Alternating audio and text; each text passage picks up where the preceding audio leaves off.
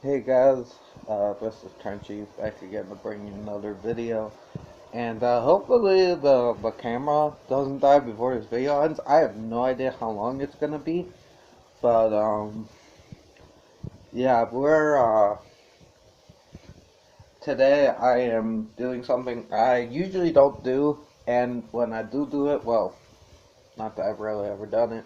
I usually have a process, but I'm not doing the process this time, and that is I'm reviewing the show. I'm reviewing a show that was recommended to me from my friend Sasha.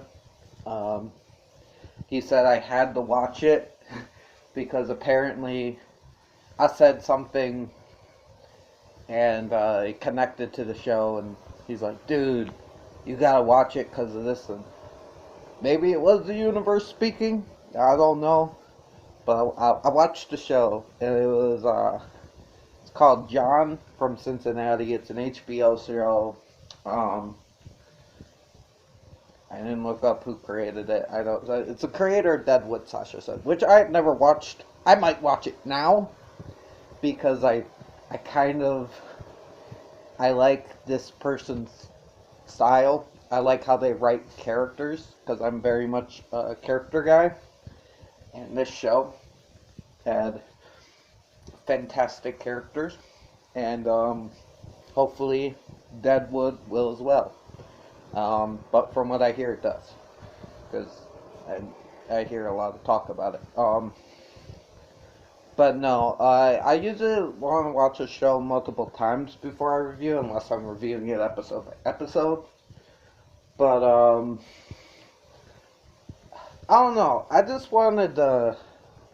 I felt like I needed to talk about this. I felt like I needed to get my thoughts out on this show. Um, Now, this show has one season. It was canceled by HBO. It has 10 episodes.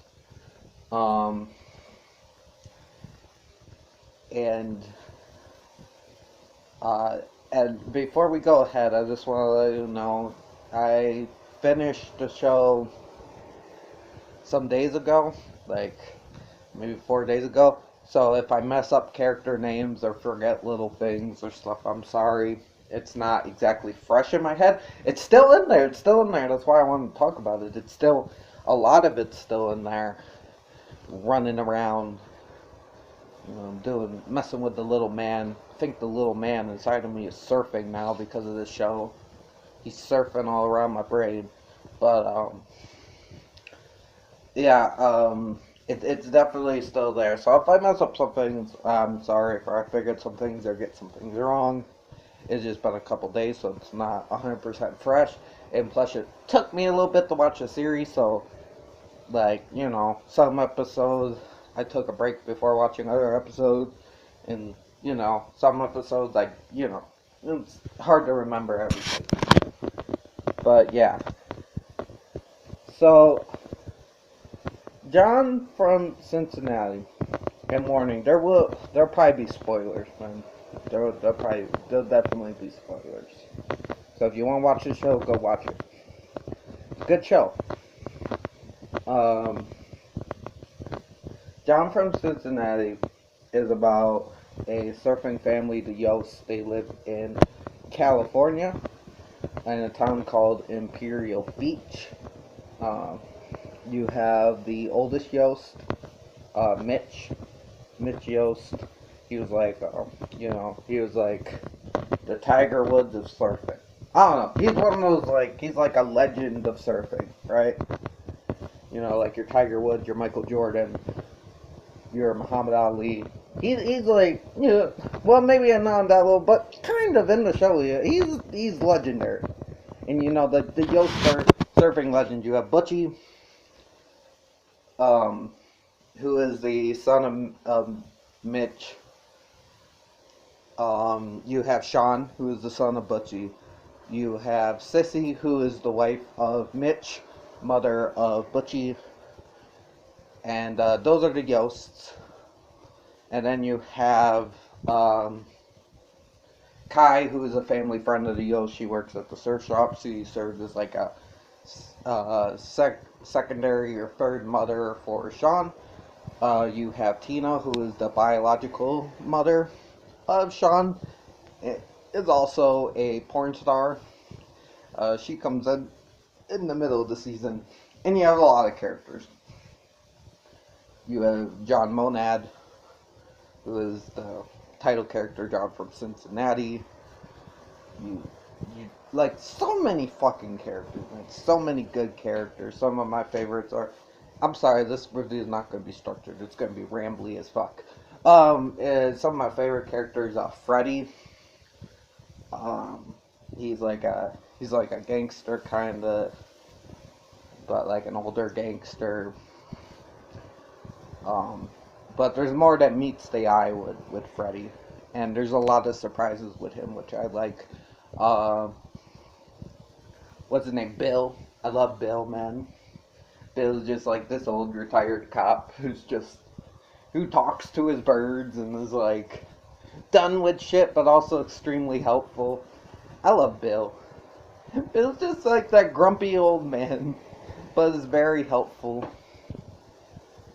And there's Bill. Ramon works at the motel that Butchie stays at. What's his name? Billy? Bobby? Forget his name. I think his name's Billy. I'm trying to remember. The gay dude that bought the motel. I'm trying to remember if his name was Billy or Bobby. I can't remember.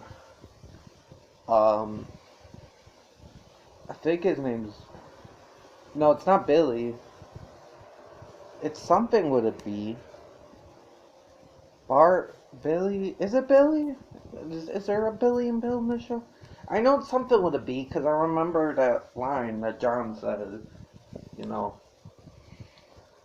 but she wouldn't hurt Bob's head or Billy's head or Ben's head. Benny. Was it Benny? Might be Benny. I really like that character too.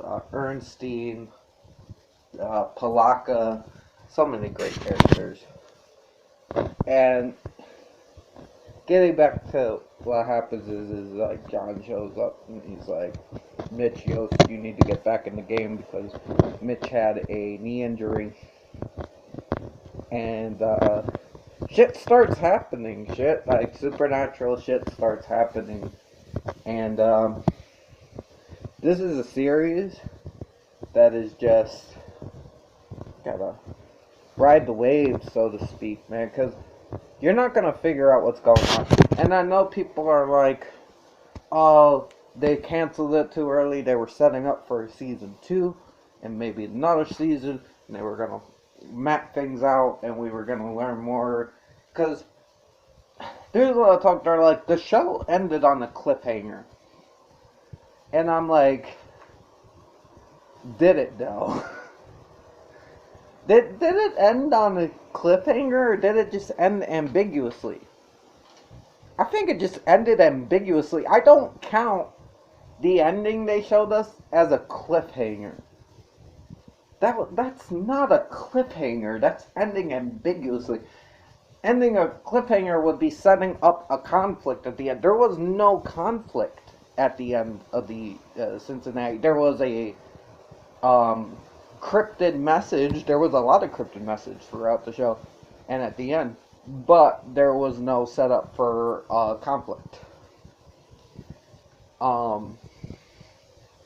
So the people saying, because my friend Sasha also said that it wrapped up at the end, and I do agree with him. I do think it wrapped up. I don't know if that's what the director wanted us to, or if it just worked out, kind of like a Z Nation situation, where yeah, the ending is a little open ending, but it works as an ending for the series, even though you could tell it wasn't supposed to be. Or like Angel, even though Angel was very messy with its ending, extremely messy. Although it fits the show, it's weird. Fits the theme of the show. I'm not talking about Angel, but that's another time. That's another fucking time. Um, but just shows like that where it's like they somehow stick the landing even though you know they weren't supposed to end there. And I know fans of the show aren't gonna like this, even though you probably won't see this. I don't know if you watch the channel, unless you randomly come upon this video, but I'm kind of glad the show got canceled. And I don't mean that, and it's not a great show. I love the show. Like I said, I love the characters. I really got connected to characters like Freddy and Bill, and even characters that I shouldn't like because of actions that they have done, like Sissy. I still really enjoy that. I can't bring myself to hate the Sissy character. I don't hate any of these characters, including Link. Including Link, who is the bad guy. He's like a corporate guy who is like, was involved in Butchie's downfall of becoming a drug addict because Butchie became a drug addict. Like even Link, even when because Link kind of has a redemption as well, but even when Link's being just shady as shit, he's so likable, and I think that might be because he's played by one of the most likable actors on the fucking planet. Rest in peace, Luke fucking Perry, man. Luke Perry. Which he plays Link to a T. To a T, he shows shady, so shifty, so damn charming and fucking likable, even when he's being a slimy asshole that you should want to strangle, which probably were times where I wanted to strangle him. But at the same time, I don't know, Luke Perry just brings that charm that he brings to a lot of his roles. I haven't seen too much of his catalog, but I liked him on Riverdale. He played the dad on Riverdale, and he was one of the best parts of the shit show.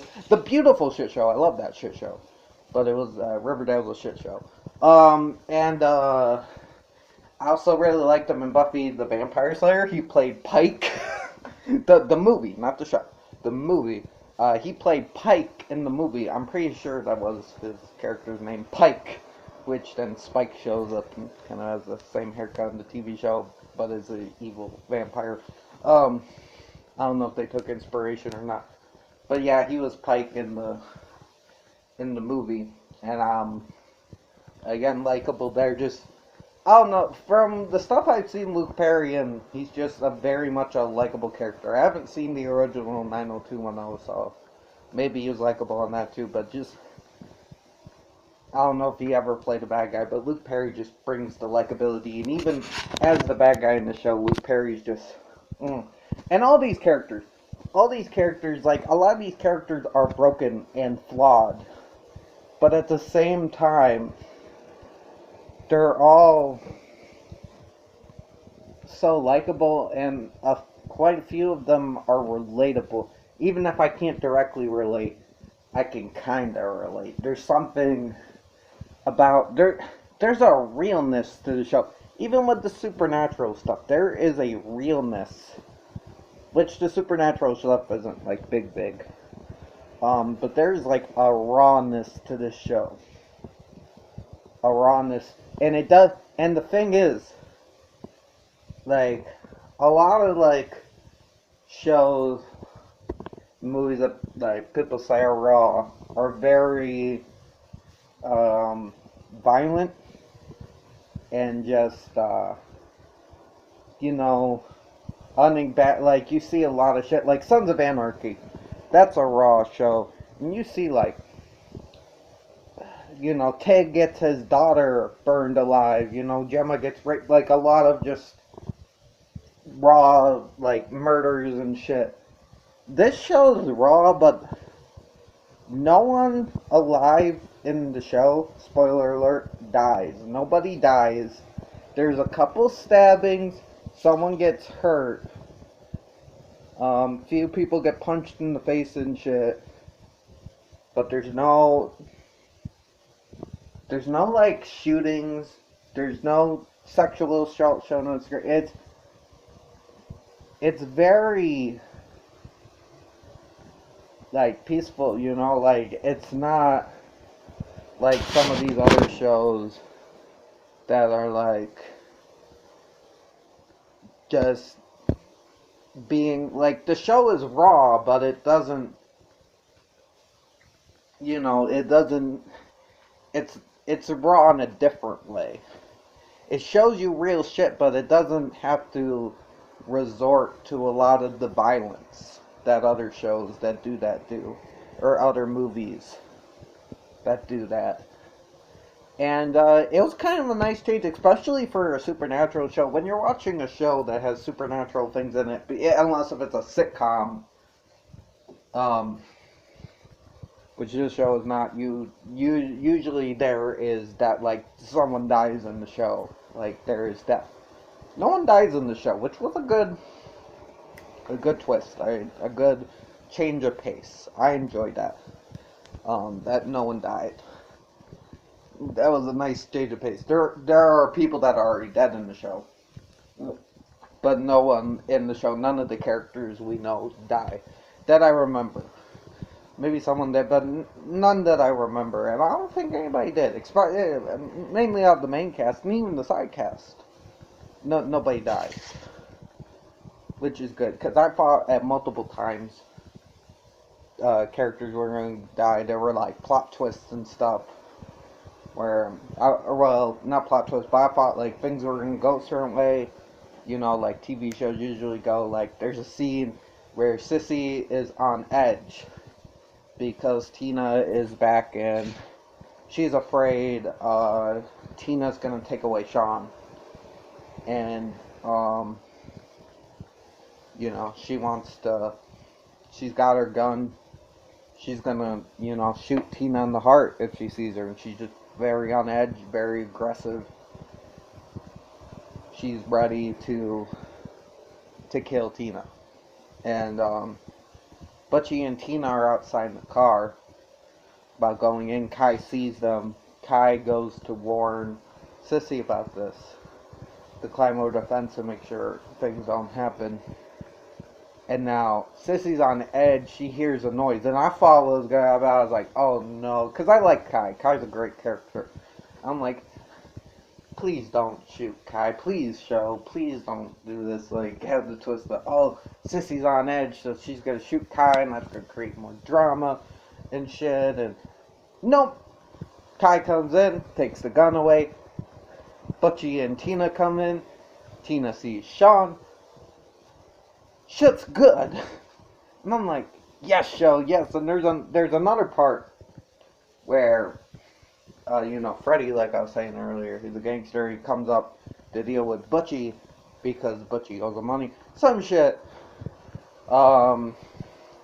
Freddy's beating up Butchie. They get a call that Butchie's son Sean's been hurt.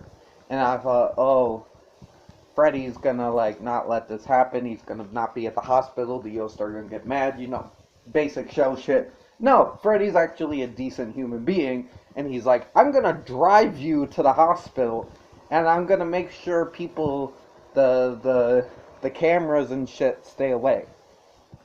I'm like, show, man, like, yeah, and we find out Freddy's there to look after Butchie and make sure, and he doesn't want to be a gangster anymore, and he kind of has a bond with Bill about protecting the Yost. Like, they're two, you know, they're both old timers.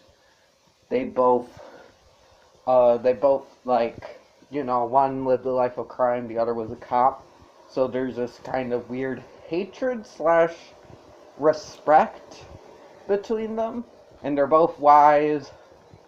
And they're both kind of like, you know, not really in the game as much as anymore. And there's just a unique parallel between them. And I love a scene where it's like, if anything comes for the boy or the family, I think he says for the boy, Freddy's like, for the boy, he has to go for us, and it shows him and Bill sitting, like, across from each other at two different seats.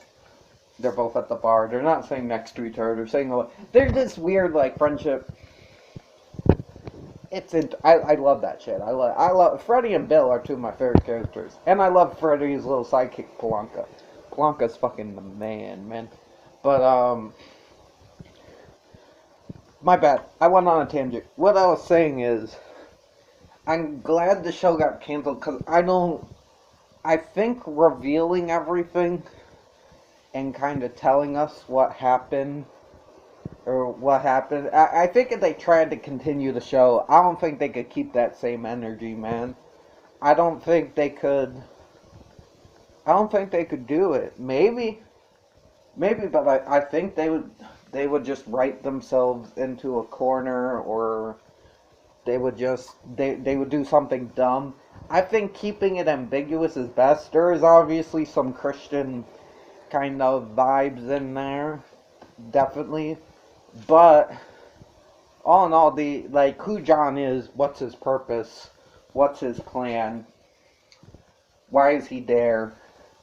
Is he really does he know what he's doing, or is he just doing what someone told him to do? Who told him to do this? Like, is John even a person? Is John energy? Is John everyone? Is John an angel? Is John an alien? I don't think he's an alien at this point. What John is and what he wants is, you can kind of tell he wants to help the Yosts, and he wants to help people. He wants to heal them, like we see with Vietnam Joe, another character I really like. I think revealing it all and having like this bigger plot, because people are like saying, I read some things and they were talking about the 9/11 stuff that was brought up, and like how there may be a doomsday plot or something, like a bigger plot, and it involves Kai, because at the end, like, he says, like, Cass, Kai, mother, or God, mother, mother, God, Kai, God, Cass, mother, like, something, he said something like that, about which I love Cass as well, that's a great character. I love the arc she kind of goes on.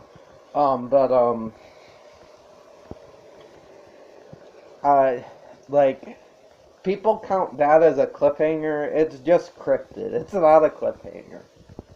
Like, a lot of the stories were wrapped up, and like, him just saying that at the end is not a cliffhanger. That's just an ambiguous kind of cryptid ending. That's an ambiguous ending. It's not a cliffhanger. People that are saying that's a cliffhanger are like, I don't know. I disagree with you guys. I disagree with you very much. No,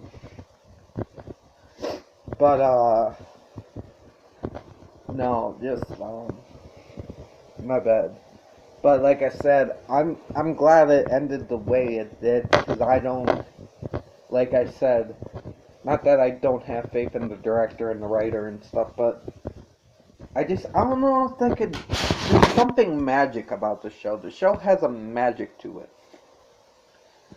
And I think the magic of it, you don't know shit about, like, what John's doing or what John really is. You have clues, you can guess, you can theorize, but nobody can concretely say what John is and what his purpose is. Nobody, because they didn't leave you any concrete clues. They didn't tell you. And I think that works for the advantage of the show. Because, like, I was watching it, and then I was putting shit together, and I was like, oh, John from Cincinnati, you're doing a Jesus Christ thing. Oh my god, this is going to be so horrible. And they didn't do that. They didn't do that. But I was like, I don't know. The Jesus Christ gimmick is just done, like, so much. I'm not, like, if you're religious, I have nothing against religious stories and stuff, or stories having religious themes. How I love this one, and there's definitely some religious themes in it. I'm not personally of the Christian religion. I am, I don't know what the fuck I am. I'm on my own religion. I don't have a label. I don't need one. I guess I do have some sort of religious thing, like I believe, I don't know higher power, but I do believe in energy and stuff like that, but I'm not really, I don't think I have a religious name for it. I don't, you know. But, like, um, I don't know, I just seen, like, they did it on Lost, I think. Because I read about the ending of Lost, you know, the doctor's name is something JC, that stands for Jesus Christ. He's a sacrificial lamb at the end, you know. Um, I think Stephen King has dabbled in it. Just like, you know, you want a sacrificial lamb character that helps people, you give him you know, you give him the antidote, antonyms, initials. Why am I saying 8 words? Initials, JC. You give him the initials, JC.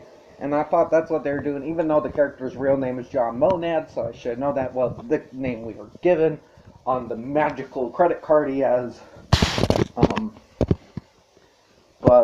I don't know. I thought they were going to do that, and I didn't like that, and I'm glad they didn't do that. And, man, this fucking, I'm sorry I'm all over the place, but, you know, this is just I don't even know if this is a review. This is just raw thoughts on John from Cincinnati. Maybe kind of review. But, just there's so much to dive into here, and like I said, what the fuck was that? Did you guys hear that noise? I thought I heard a noise. Okay.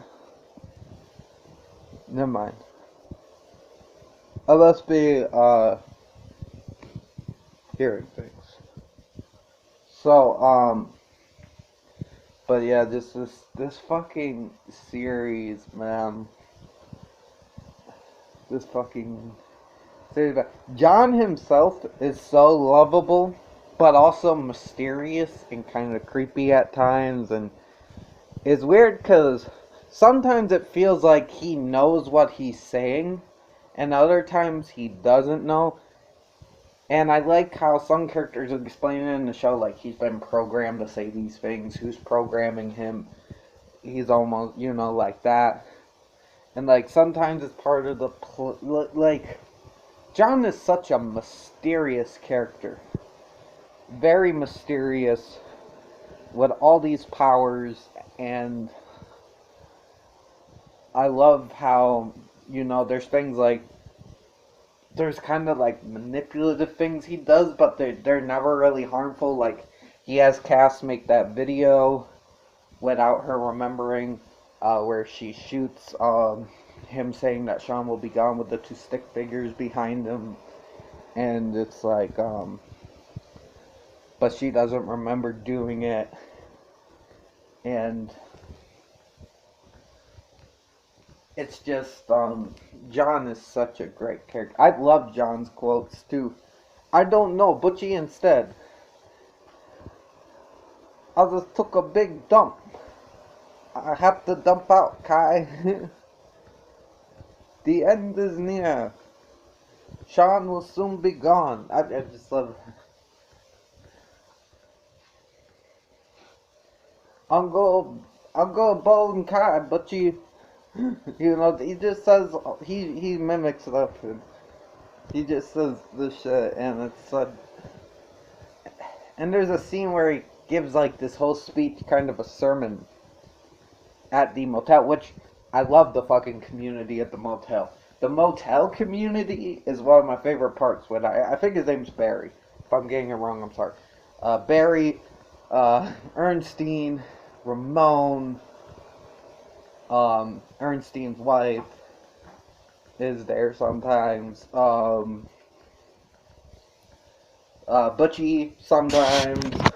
Palanca, Freddy, the doctor.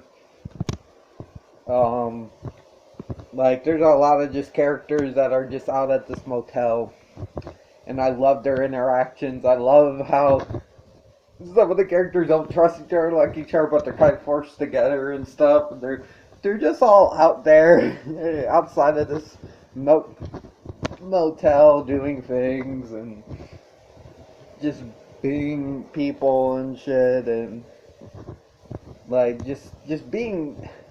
It's great. I love the motel community, man. Just a bunch of just random motherfuckers too. Like you would never see. You would never imagine, like, if they weren't kind of forced together like this, these people wouldn't be hanging out. But since they're kind of forced together, it just makes a beautiful kind of combination. And I just love, and I love that sense of community there. There's a great community. I love how Ramon cooks out for everybody, and he gives everybody food, and I just love it. And Polanca's always running around with his broken wrist, saying crazy shit, and Freddy's always sending him on missions. And the doc's there to take care of people who are hurt, and like just trying to figure shit out himself. Yeah, why wasn't he in the last? The doctor is not shown on video in the last episode, if I remember. They bring up his name, but they say he got younger, and then they show the kid and a woman in a doctor outfit. And I'm like, wait, are we saying that he turned back into a kid? What the fuck? That was some of the weirdest shit about that ending. But then it said he, like, took Ramon and someone else under his wing. I forget, maybe Ernstine? He took someone and Ramon under his wing. Dwight. He took Dwayne, and Ramon under his wing. Which Dwayne comes in mid-season. I like Dwayne. Dwayne's kind of another eccentric character. A lot of eccentric characters on the show. Yeah. But yeah, Dwayne comes in like mid. But yeah, he's not in the finale. And correct me if I'm wrong, but we don't see him. We hear him talked about. And we hear everybody else, they talk about the show, but they don't show the doctor. They just show a woman in doctor's clothes, which is not him. And they show a kid and say he got younger. They said that he got, yeah, John says he got young. So I'm like, the doctor turned into a kid and trained these people? What the fuck? That was the only part of the show I was like, whoa. Wait a minute. Wait a minute. What the fuck? That was the only part I was like, okay, that's a little too much. I hope it's not that. I think that's just a big... I don't think he really turned into a kid. Maybe he was in that, like, photographic part. I don't know. But, like, yeah, I did find it weird the doctor just, like, disappears. But,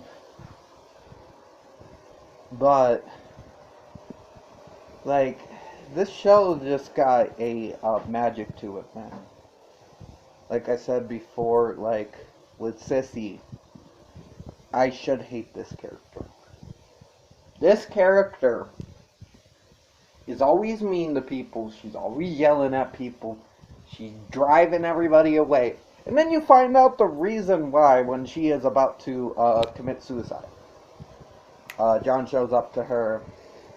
And he's like acting like a TV show salesman, you know, like those like late night commercials where it's like, or like those just random commercials like, hey, you know, here's this life set, and for a bonus you get like this potato peeler, you know, you've seen the commercials, like, I'll give you 2 for the price of 1. And for our special, you know, it's one of those, you know, sales commercials that just sells you random crap that you don't need, but they sell it like so much like you need it that most people end up buying it. You know, it's just the bullshit salesmen. You know, essentially con men of television. Essentially, the modern day con men are those like commercials. Although most people are on to their shit, but you know, some people are still like, yeah, I'll buy a pillow pet.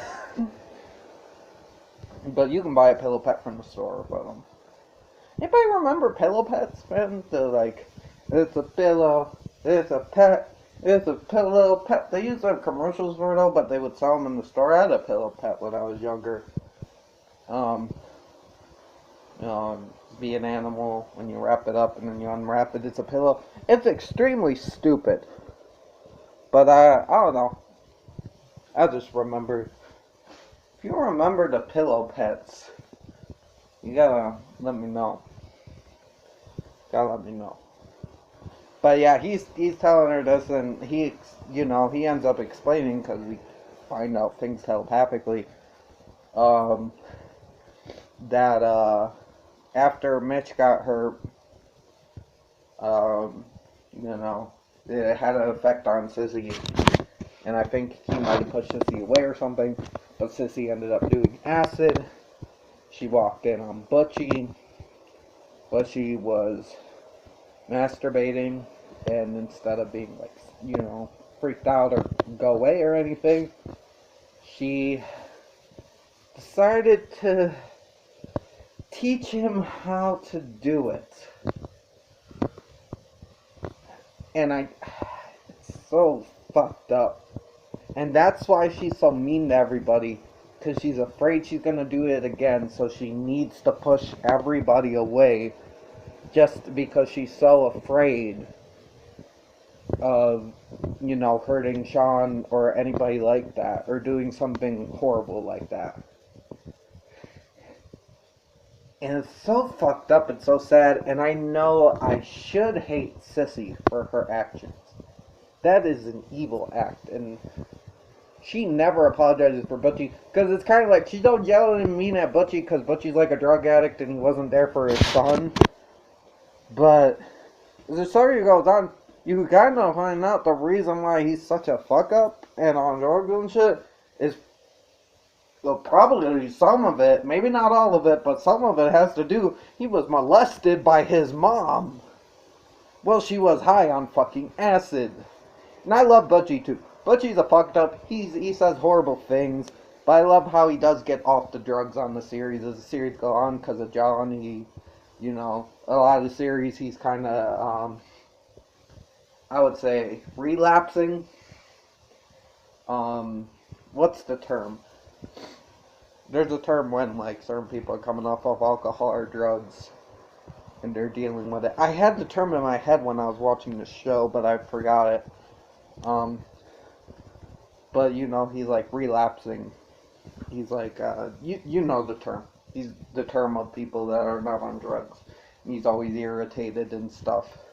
And biting his nails, and because he's not on drugs. And when he did try to get high, his head caught on fire. Well, his head was smoking because of the implants in his head.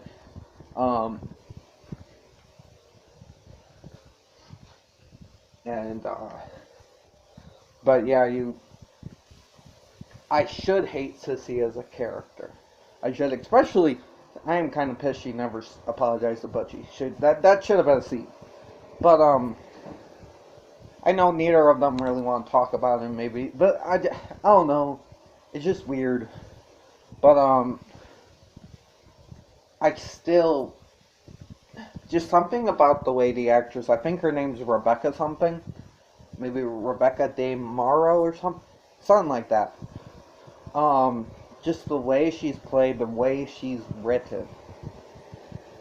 I can't bring myself to hate Sissy. Because she made an awful, horrible mistake, yes. She helped ruin her son's life. But in the end of the day, her son still loves her, and I know she wants to do the best for her family, even though she's held back by just this event and just how she acts and stuff. I know she wants what's best for Sean, and she doesn't want to hurt Sean because Sean saved her life. Sean was her second chance. And the fact that she was going to kill herself over this, and just like, I don't know. And in real life, fuck that. That'd be awful. You know, that's an unforgivable act. But like, for like movie characters and stuff, I like how you can take characters who have done unforgivable things, and if you write them a right way, you can still make them likable. And I feel like that's what they did with Sissy. And the real world's very messy. Like, the real world is very messy. And again, I'm not condoning that act in real life. Fuck. You know, that's awful. I don't care if you're acid or on acid or not. You should not be doing that shit.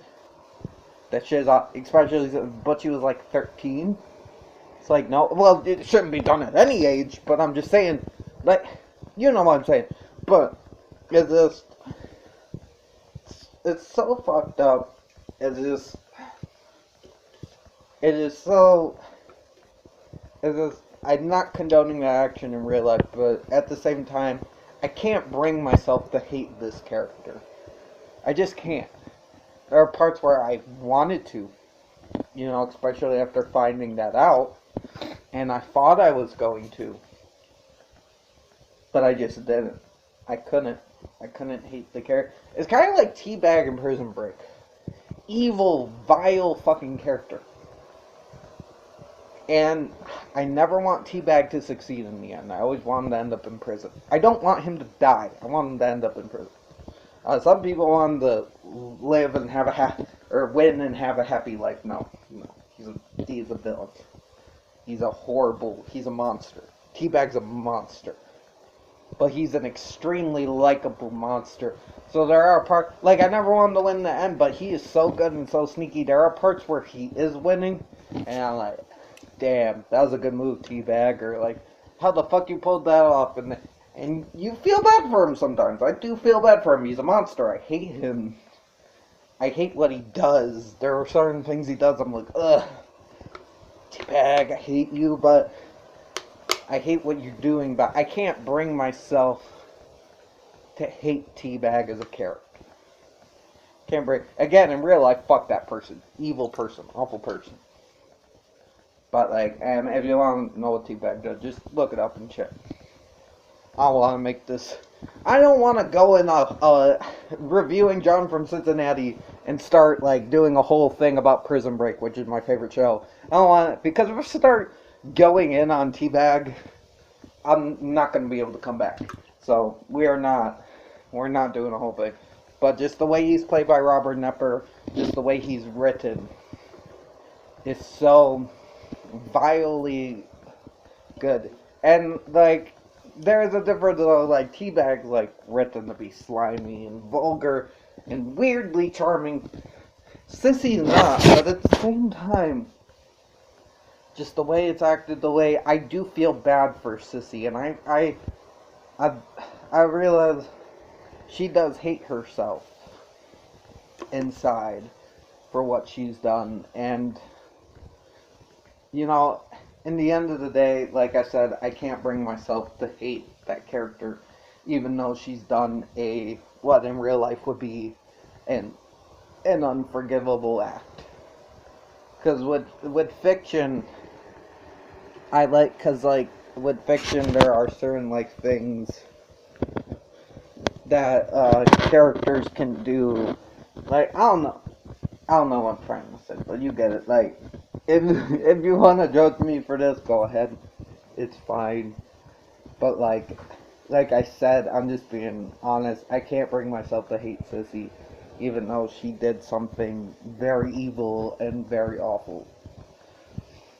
And it just goes to show how messy the show is. This show is a very messy show. There's not really, besides Link, but even Link, like, redeemed himself. There's not really good guys or bad guys. There's just people. Like, Cass is just doing her job for Link. You know, yes, she breaks up the Yost, and yes, Mitch is implied that he had cheated with her on Sissy.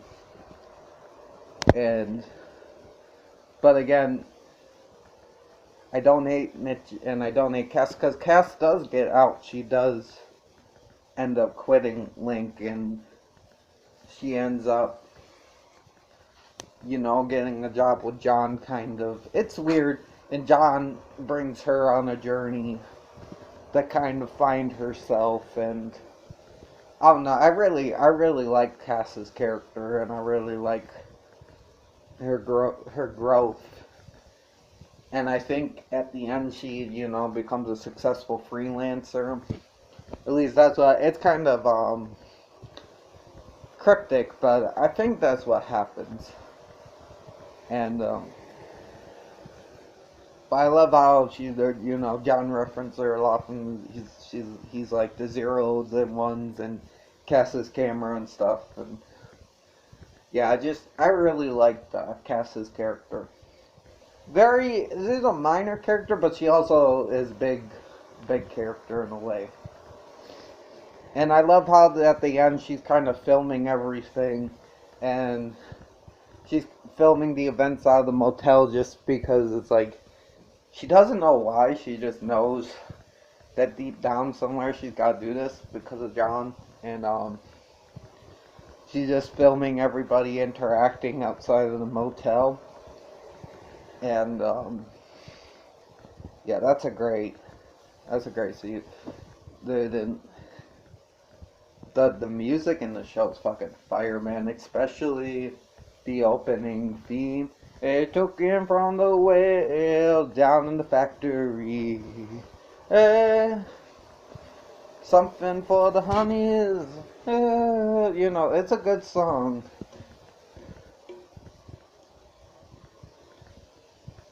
That's just a very vibey song, and the intro's great too.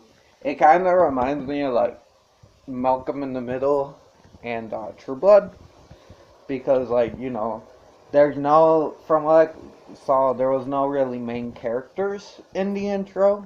It's just like pictures of California and stuff, just like video of California and other stuff and surfing.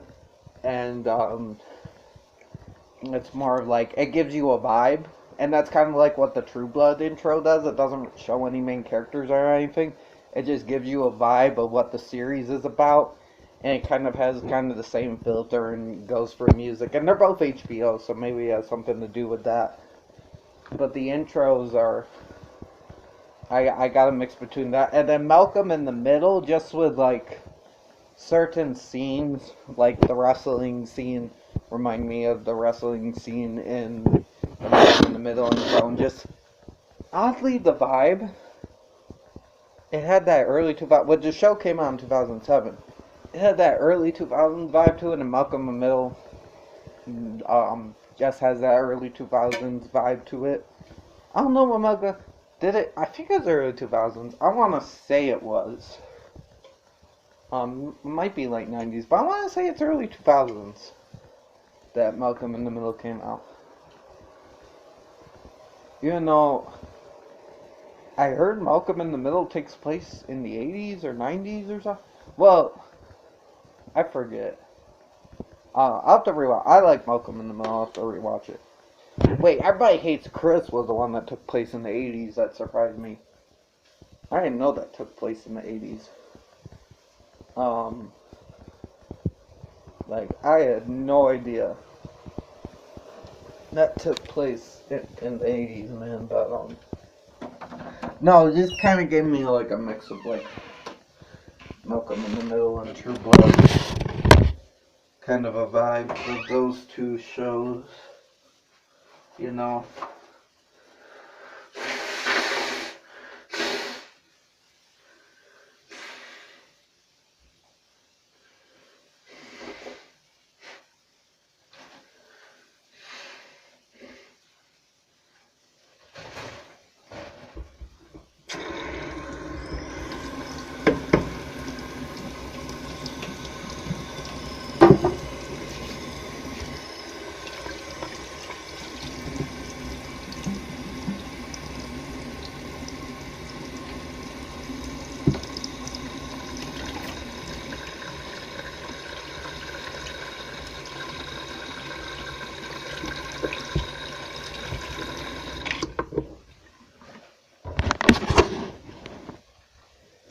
But yeah, my bad.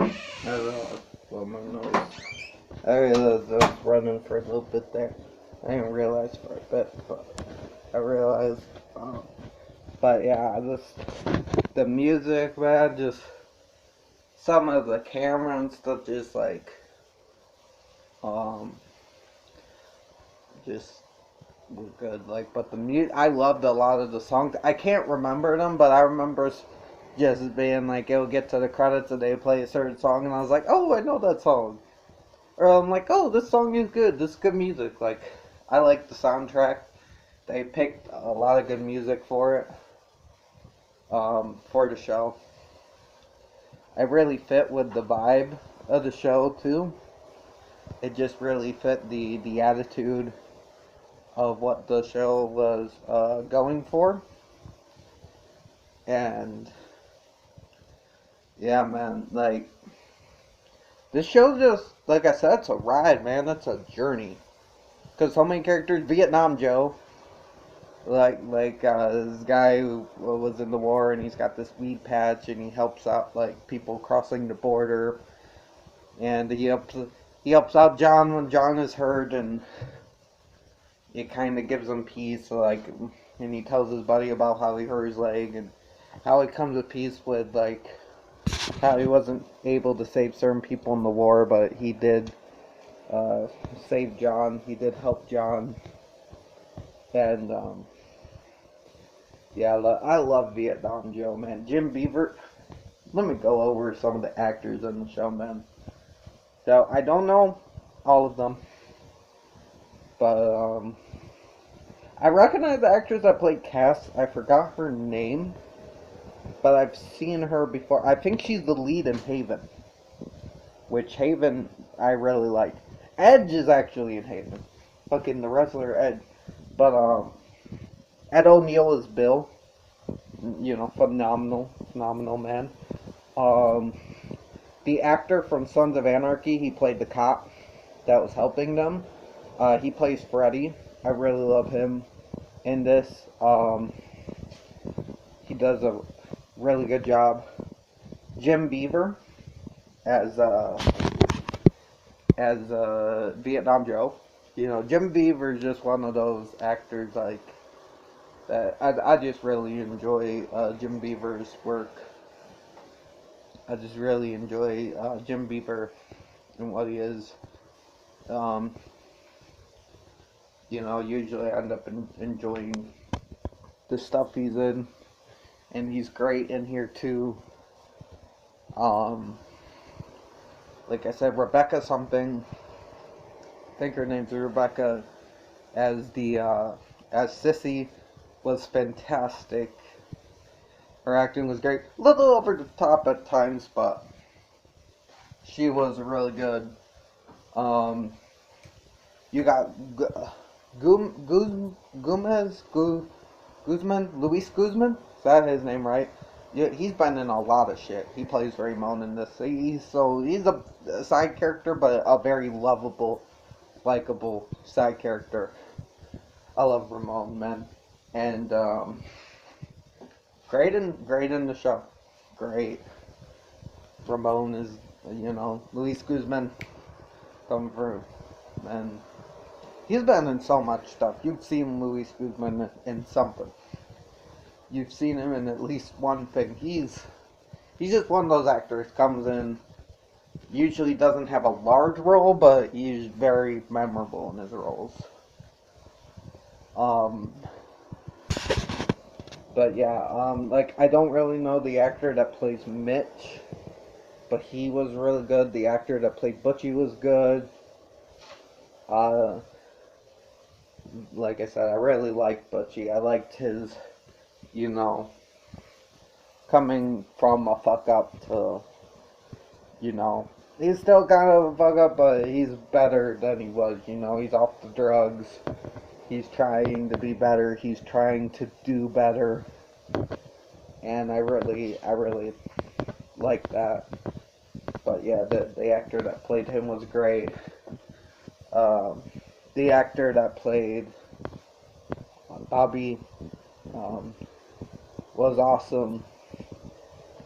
I really liked his role as the eccentric character, and and how he was kind of intuitive too. He had like visions and stuff, and he could see visions. And I like how eccentric it was and how peaceful he was. You know, and he's like, I will not be making a sly comment. I'm not being acknowledging your sly comment, Ramon.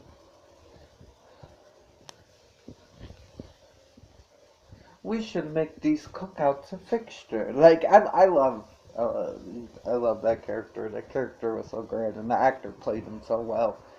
I feel bad I can't remember his name. Um, because that character, I wish we could have explored a little more, because that character has an interesting story where, like, Butchie hurt him when he was younger, and then he ended up being, molested in the motel he ended up buying in one of the rooms by this, Mr. Rawlings, I think his name was, who we only see as a dead body in the series. He's literally, at one point in this weird, like, vision thing, that nobody remembers. Like, they did pull out the dead body of Mr. Rollins. And he's just sitting there dead, but kind of alive. It's a thing. It's a fucking thing, but... Yeah, he was, there's a lot of molesting in the series. Well, two. Still quite a bit for a show, but yeah, there's like two weird molesting sequences. Which we don't see them. They're only talked about. But it is kind of raw in the talking, like John says, he comes on his face. It's nasty, it's raw, it's real, but again, no showing talk. Again, they could have had a flashback or something awful or nasty, but they chose not to, and I think the show is better for that.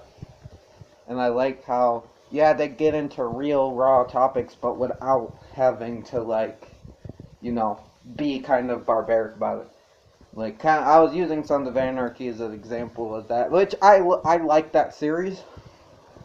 It's a good series, but it is, very barbaric at times. Which I'm not saying anything, I like, some, barbaric, disturbing movies as well and shows, but, like I said, I like how this show handled it. I like how this show kind of handled shit. And it really dealt with, it wasn't afraid to show, these broken people and, show, it wasn't afraid to tell about these horrific events that happened and show the pain that has come from it. But it didn't exploit that pain. It didn't exploit, that's the word. Didn't exploit that. It wasn't exploitation, but it was still unfiltered truth. If you get what I'm saying.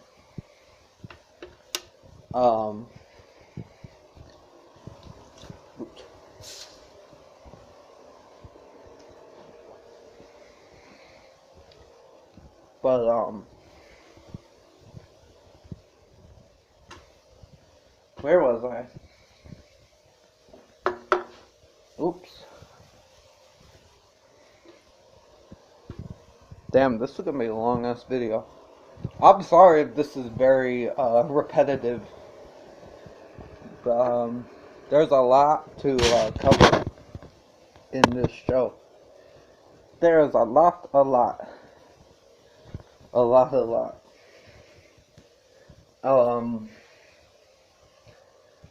But yeah. But like I was saying, I really enjoyed his character, and I loved him with the bears, and they give him Freddy ends up giving him the biker bear, and I love how he's sitting there and he's like, I'm fine with these bears sitting together, and not, and I wasn't worried about this biker bear like molesting Teddy or calling him like gay slurs. I was just fine with them being together as friends and not being bad. I just believed that they would be nice to each other. And it kind of shows like the growth. Like he feels like he could be accepted. Even he's been bullied a lot and he's had all these horrible things. But around the group at the hotel, like even like someone like Freddy, like he feels comfortable around him, and he feels comfortable around these people at the motel. I feel like that's kind of a message for that. But it's funny how Freddy's later like, "Hey Plonka, go over there and tell him I don't want those bears sitting together." I'm like, what the fuck? But it was just it was just an opening so he could get information. Like if he was just gonna wear the clothes to the parade, because there was a big parade at the end of the show where essentially everybody goes to, and um I love how Plonka comes over and he's like, blah, blah, blah, blah, blah, blah, look at the bears, look at the bears. Okay, what are you wearing to the hotel? He doesn't even say it because he knows it will offend them. So he's like, blah, blah, blah, he makes it look like he's saying it so he doesn't piss off Freddy. And, look at the bears, look at the bears. I love Plonka, man. Plonka seems like such a useless character, but he's so great. I love like how he's always snooping around. He's like, I'll be good, boss. I'll be good. You watching the boy, boss? I'm watching you. And this guy's like, he's like in the next to the dude's backyard. He's like, hey, you know. He's like, wait, the guy like, hey, I'm not doing anything bad. I love Plonka. Fucking Plonka, man. Or the part where he got sick and you think he's gonna die because he got like he got a tattoo and it was like done with a bad needle. I was like, well, and then like the doctor is like nursing him in the bathtub, and Freddy picks him up and picks him out. And he's like running outside. He's like, we gotta go to the hospital, and the doctor's like, no, we can't. We gotta finish treatment here. We can't like. You can't just stop mid-treatment because they're not going to take him right away. And he's like, you can't do that. And because the doctor couldn't do it at the hospital because he doesn't work at the hospital anymore because he resigned to save his spot because the miracle that saved Sean, they're saying it was like a misdiagnosis and like the hospital could get in trouble and the doctor could get sued. He doesn't somehow, but like there's a whole thing with that. So, and like most of the series he's just trying to find himself and like come to grips with that, like what happened to Sean was a miracle. And like yeah, Freddy's like taking him and they're like both fighting over Plonka and he's like, dude, you gotta stop. And he's like, it's because of he's a broken, like, it's because of I broke his wrist, you know, like Freddy's saying because he did. Freddy broke his wrist, and then he's like, if this isn't because of a broken wrist, stop trying to force a situation because you're worried about your friend. And it's like, damn, that hit deep, man. That's a deep, just fucking, that's kind of a punch moment, like, that's a knockout punch emotionally. It's like, you know, because Freddy he treats Plonka not too well, but he does love Plonka. Plonka's his right-hand man. Plonka's his friend, and even though Freddy's a very hard-boiled guy, Plonka, I think, keeps him from going dark. And I love at the end when Moana comes over and you think Moana's gonna kill Freddy or something, but Freddy just gives him the keys to like the whatever, and you know, so that Moana can do the criminal activity over in Hawaii and Freddy doesn't have to. And yeah, I love that for Freddy, man. Freddy's one of my favorite characters, and I love that just moment. Stop trying to force the situation, because you're worried about your friend. It's not your fault, man. Because he was feeling guilt. He was feeling guilt over how he treated Polanka, how he's abusive to Polanka. But Polanka never leaves his side. He's always loyal. And he kind of abusive. It's pretty abusive situation. But at the same time, I love their friendship. It's weird. It's weird. I don't know, like I said, it's a show. Like, don't do that in real life. Do not abuse your friends in real life. Don't do that. Not good. And if I need to tell you that, there's something wrong with you. If you need to hear that and be like, oh, I shouldn't, like, strangle my friend. There's something wrong with you. Seek professional help. But, no, man. This fucking series, man, is just such a... It's an experience. This show is an experience. It's a vibe. And I'm sorry I didn't explain everything correctly. I'm sorry, like, I'm kind of rambling. But this show is so odd and unique, and it shouldn't work. It shouldn't work, but something about it does, and I feel like the ambiguity helps in that we don't get everything explained, that the end is cryptic, that it ended so perfectly and messily at the same time. It ended so perfectly and messily, kind of like Angel, but again, not going into that, but it ended, it just, damn, and it just baptized that motherfucking pistol. I don't know. I just wanted to say that line. That's a line from the show. But, just, there's so many memorable lines, so many memorable characters, so many lovable characters. And I just, this show was just lightning in the bottle. And it's not going to be for everybody. It's not. It's not. A lot of people might hate this show. I can see it. I can see it.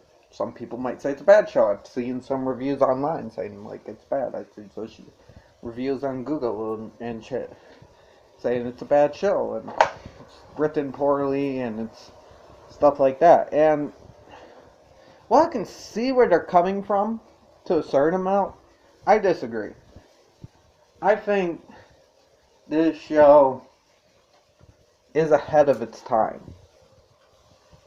I think this show will be appreciated years down the line. Like, I think it's gonna grow a very large cult following. I think, like I said, it's not gonna be for the masses, but it's going to capture a lot of the minimums. A lot of the minimums. There's going to be maximum minimums. There's going to be minimum maximums, maximum minimum, minimums,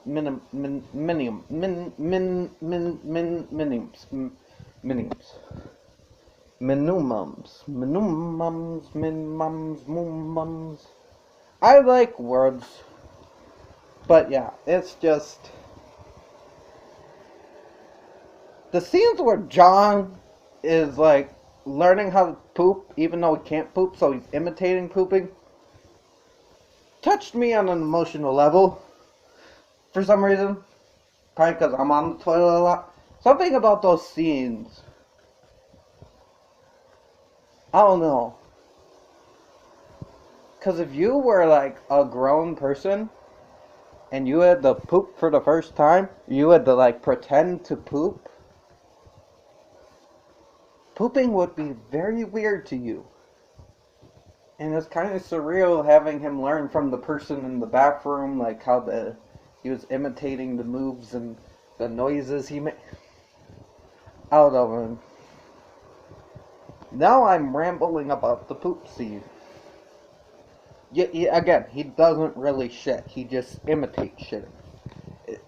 it's a part of the charm of the character. John is a very charming character.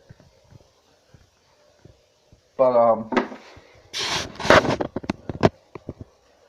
oh, I forgot about Tina. Man, okay, I can't forget Tina, man. I can't not talk about Tina. So, Tina is, Sean's mom. And she shows up after Sean heals from getting hurt. And, yeah, she's a porn star, and yeah, like, she did leave her son.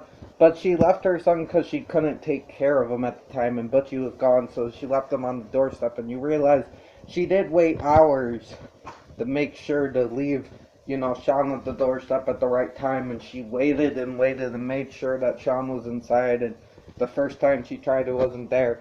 She does love her son, and yeah, she does work for Link for a little bit, and there's this whole controversy over signing Sean and stuff. But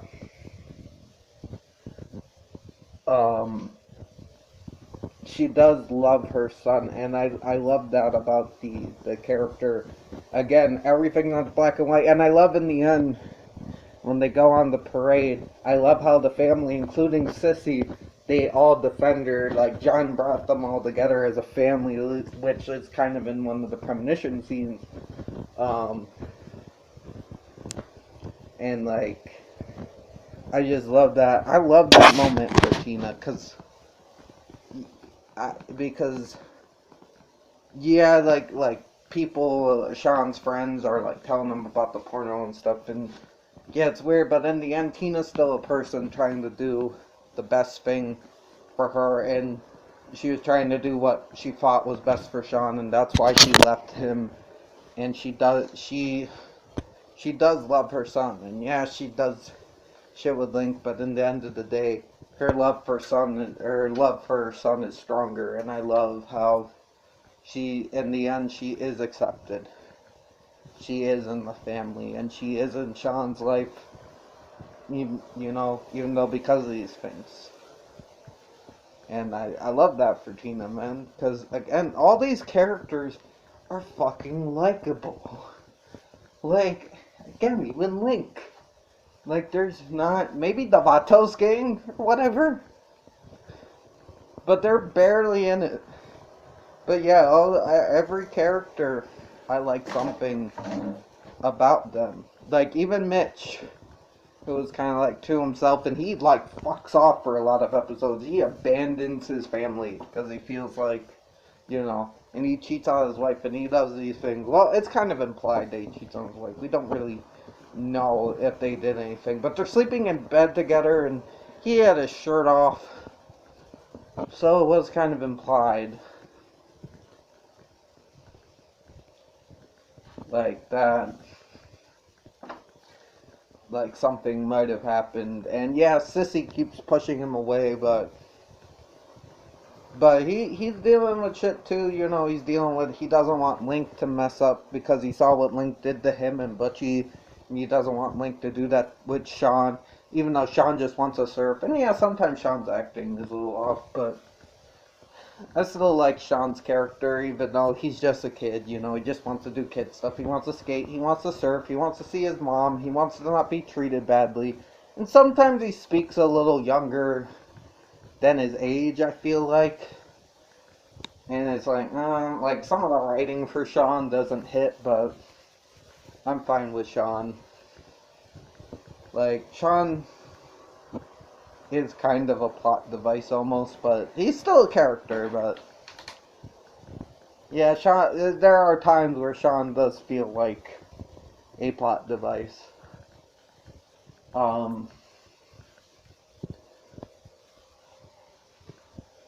love Bill's character. I love how Bill, in his relationship with Zippy, now he can't go up the stairs, and then he finally does. And, his wife and stuff.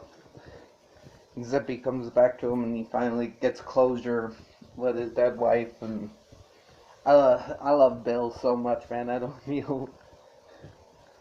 This country's going to hell, but have fun! I love Bill, like, he hates He hates, like, the way things are going. Like, he doesn't like the women or, like, in bikinis and stuff like that. But he's like, you know what? Have fun. The country's going to hell, but have fun. He's so nice.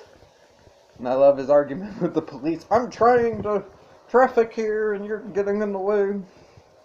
I'm doing my job. Bill, you're not. He's trying to always be in the police work. It's funny because Freddy's trying to get out of his game and Bill's trying to get back into his. And they both play instruments and stuff. And, yeah, I just. Bill, man. Ed O. fucking Neal. Then. Great character. Great character. Man, we've been here. Damn. This might be my longest review. And it was all full of nonsense and bullshit that doesn't matter. About a show nobody watches anymore, probably doesn't even know it exists, but it's fucking great. It's a great show. He's a shapeshifter. He's a shapeshifter. I got a lizard. He changes shapes.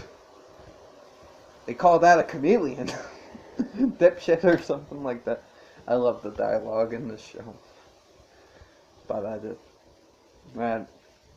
My theory on John is he's just energy, man. He flows from energy to energy. Because he mimics people like... John's a wave. And they gotta, you know...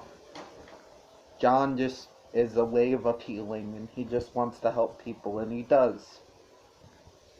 And I love that about that character, and I love how he's so ambiguous, and you can, like my theory, even though that wasn't really a theory, because I don't have a full theory on what John is. He could be an angel, he could be, you know, energy, he could be anything.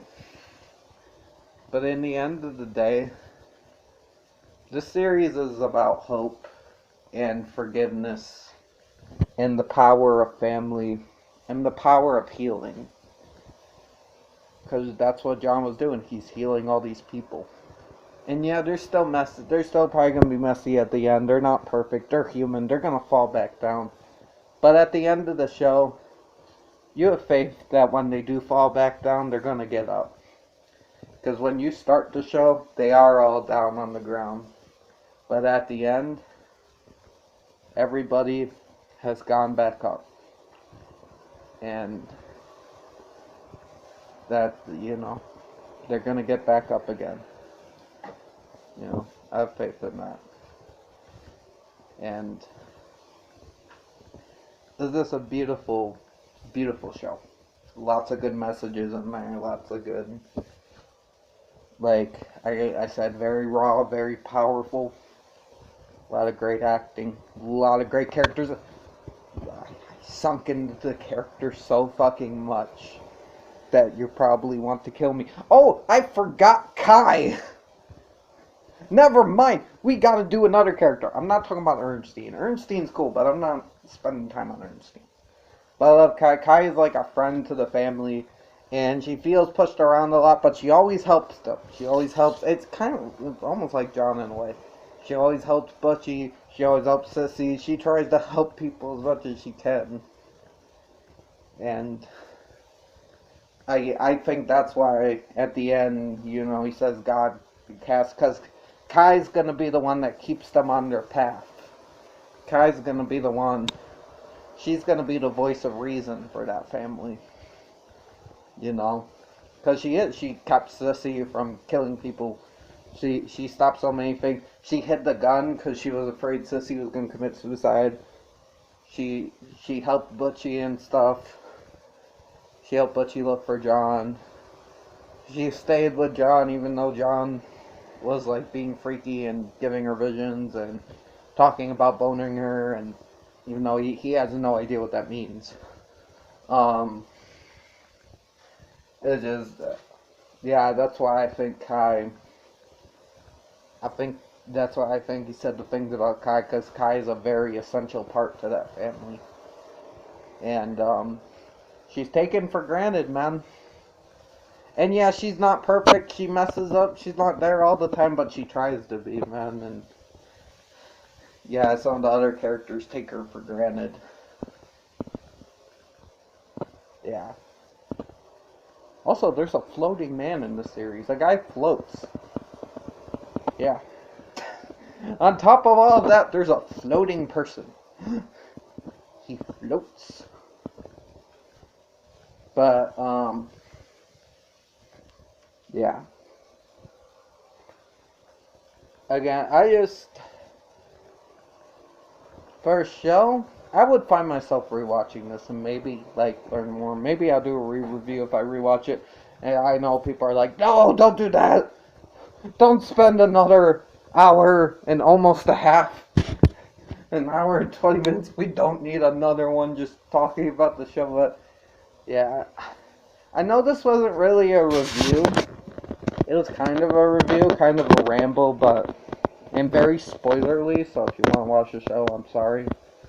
But, I just didn't know how to explain it without being spoilery. And I'm sorry it took so long, but it's hard to explain the show. I know it's repetitive, and I blew my nose, and I'm sorry, but... I don't know, this show is just fucking... it's on another level, man. I'm gonna give it a 9. I really enjoyed this series. I thought it was a good series. Sasha, thank you for recommending it to me. It did hit me on some emotional levels at times. And there's a lot of, like I said, I think a lot of these characters will be relatable in one way or another. Not maybe completely relatable, but kind of sort of relatable. You'll find something. And maybe you might dislike these characters, I don't know, but I couldn't bring myself to dislike any of the characters. Besides maybe the Vatos, like I said, but the Vatos don't really matter. But, it's, because it's kind of similar to other shows I've seen, but it's also very unique. You won't, there's nothing you can completely compare the show to. Yes, there's certain elements that you can compare to other shows, but you can't, I don't think you can compare the show to any show. It's definitely not a ripoff. It's definitely a unique creation. And I do feel, in the end of the day, that it is ahead of its time, and it will find its audience. And yes, I'm still glad it was canceled, because, again, I'm glad they didn't give a chance to fuck it up, I'm not saying the writer would have did that, but some shows go on too long. Some shows just do too much. This did just enough. Just a fucking enough. Because in the end of the day, I feel like this show is whatever you make it. The show doesn't make you, like, it does, but at the same time, it's like, you can view this show as horrible, and I feel like you'd still be valid in a way, because that's just, and you can also say the show's a masterpiece and still be valid. It's just one of those, I think it's just all in the interpretation. I know a lot of people will say, well, a lot of shows are interpretation, but something about this show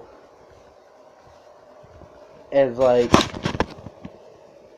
I don't know, this show is just like,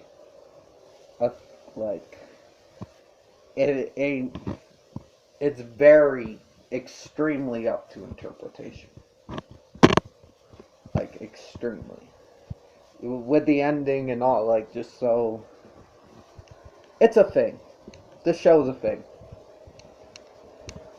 And I think that's how, the best way I could describe it. It's a thing. Go watch it. Go watch the thing, and then tell me what you think about the thing. Because, yeah, this show is a thing. Yeah.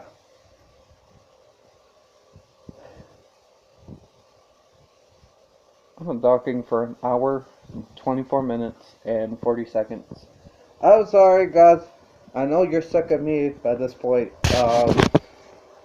But, yeah. I'm sorry if you got nothing out of this and it was a horrible review. I know it was, but definitely could have done more though. I think I could still talk more, but I'm gonna stop. I'm gonna stop. That's self-control before I just go on a repetitive 2-hour stretch. But thank you guys for watching. Um, Stay frosty. Um, this will probably be out with a couple other videos. Yeah, it's weird. I haven't made videos in a while, and then I come back with an hour and almost 30-minute video, and I got to end it because I got to pee. But yeah, hope you guys have a good day again. Stay frosty. This is Trenchy signing off. Beep bop boop.